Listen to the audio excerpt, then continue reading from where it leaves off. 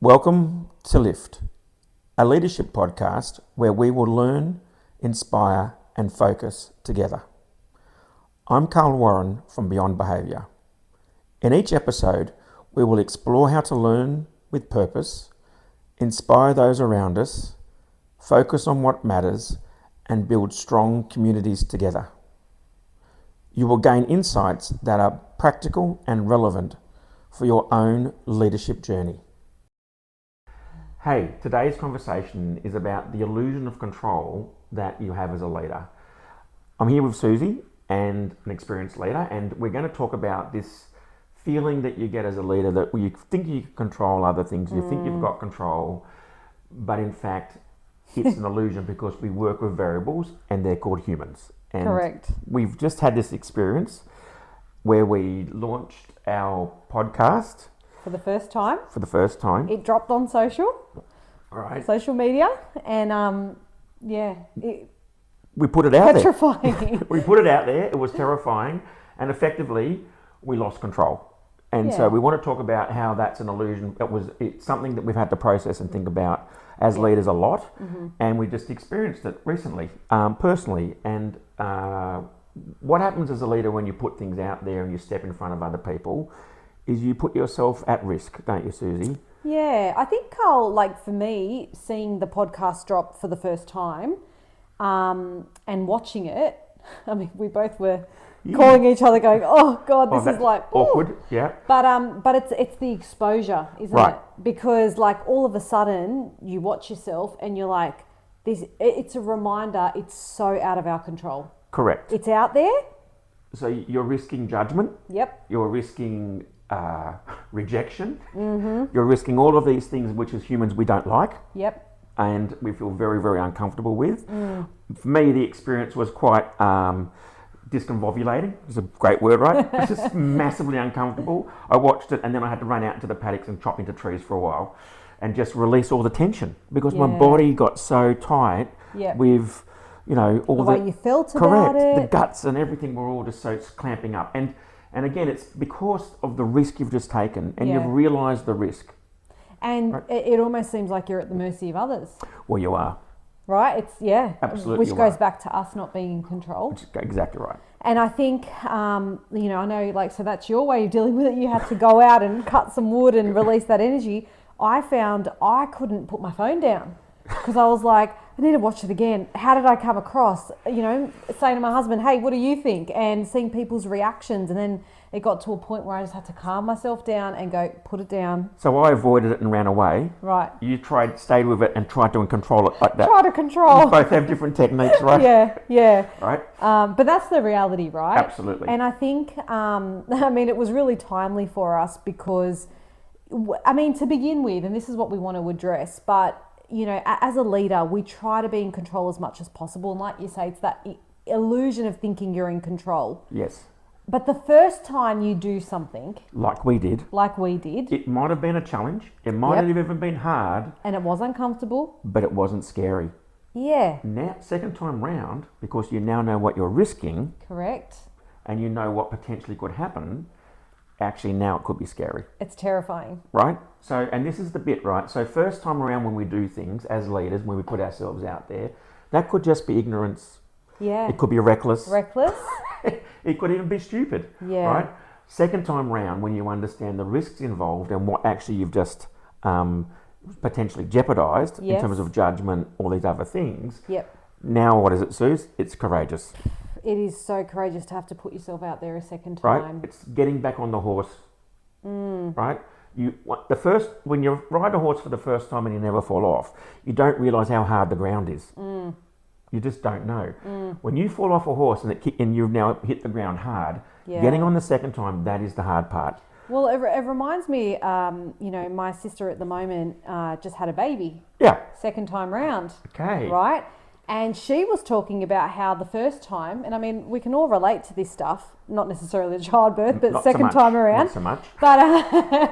But she was talking about how she was petrified second time because she knew what she was in for. Totally right. Right? So the risk is there, you know how hard it is, you know what you're up against, and it's the reminder that you've got no control. So what you've got is fear. Yeah.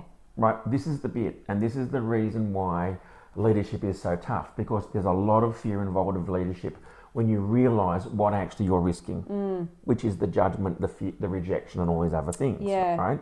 So you've got this fear that and ignorance is not fear. Fear is awareness. Yeah. Fear is that tension that I had in my body or had to run away. Correct. Fear is the need for, that's the fear part. And it's how you then have to actually work with the fear. Yeah. Leadership is fundamentally scary because when you realise what you're putting at risk. I think, Carl, one thing I want to mention here is our nervous system response to that. Sure. Because that's kind of hard. We kind of dismiss that at times because it's in the body, right? Yep. And so, you know, the first time, like you say, it's a bit reckless. You don't really know what you're in for. And then suddenly when it dawns on you, you have this physiological response. Right? Yeah. Like I had to run. Yeah. You had to like get control. Control. Right. And then, you know, we sit back here in the chair, second time around. Second time round. And suddenly your nervous system response kicks in again.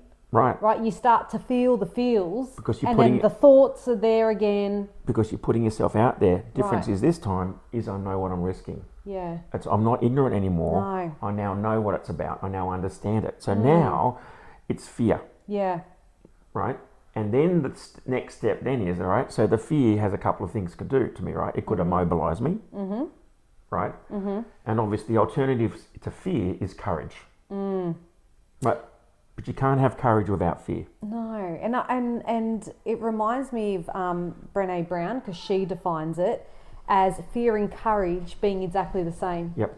The only difference is, like you say, fear is immobilizing, whereas courage is the ability to sit with that fear, Yeah. but still move forward with it. Understand it, know it, embrace it even, and still move forward, right?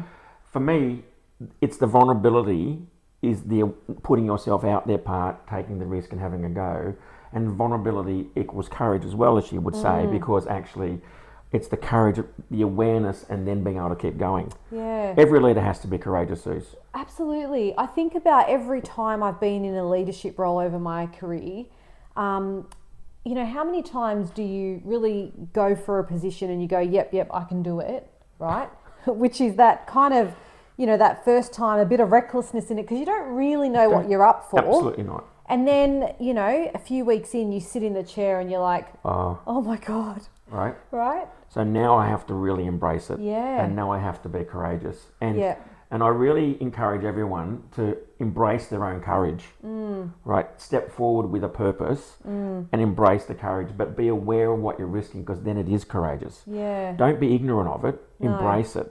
And I Right. guess part of this is helping people understand this process, so Yep. that when you're, wherever you are in this process, whether it's the first time and you don't even know what you're in for, or whether you've had that opportunity to taste test a little bit and it's dawned on you just how Whoa. scary and out of control you are in I guess the way it's received, Yep. it's a reminder that it's totally normal. Totally. And the courage bit is what helps us overcome it, Yep. isn't it? So the fact of the matter is that actually, in terms of the courage, what I've got to do is manage and control my own physiology. I've got to manage and control my own thinking, not someone else. I haven't got control out there. That's an illusion. Yes. What I have to do is work on me. Now that I've got the awareness of the risk, Yep. I've now got to embrace all of that and have the control of myself to then be able to move forward. Yeah. Right? That's the courageous part.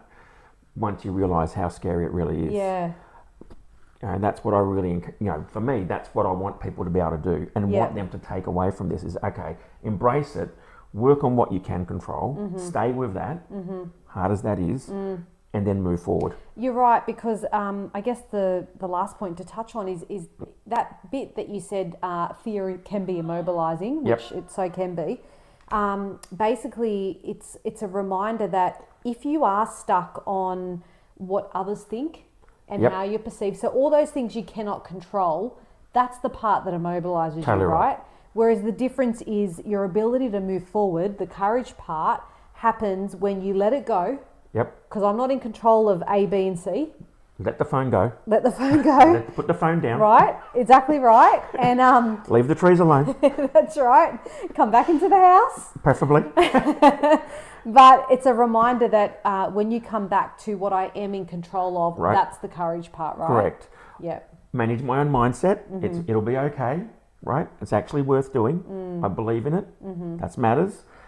And that's what I can control, and then control my breathing, my heart rate, all those things that matter.